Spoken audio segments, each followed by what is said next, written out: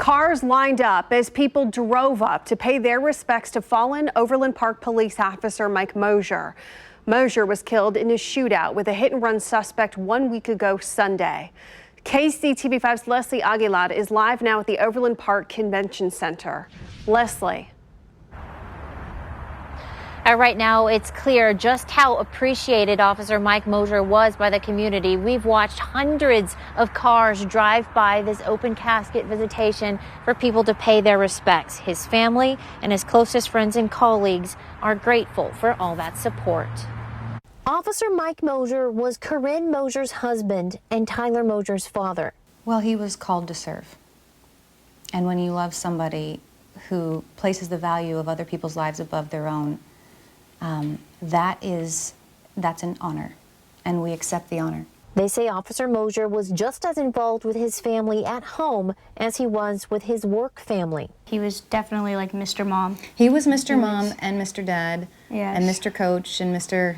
Yes, he was all of that. He was everything. He was like he never got tired of his family. Yeah. And he never got tired of just having fun. You know, he knew how to take care of business and be serious, but he was funny.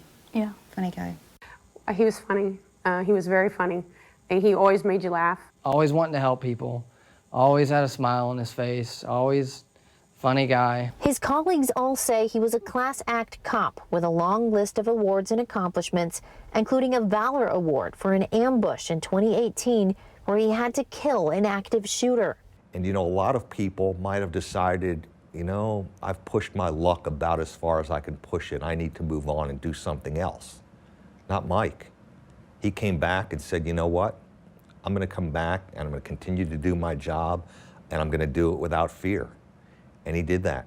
His parents say he did have one big fear, though. He was definitely afraid of spiders. He wanted nothing to do with them. Which was always hilarious because if we'd go on a call, working midnights, walking around the house, he would definitely not be the first guy to go through the bushes because he didn't want to run through a spider web.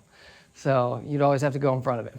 And unless it was a spider problem, he was always willing to help. Well, when my wife fought cancer, Mike came to me, he said, anything you need. When I had a situation with my house, him and another friend, Peter, came and helped me dig mud out for a day. Just he always wanted to help people, like no matter where or how.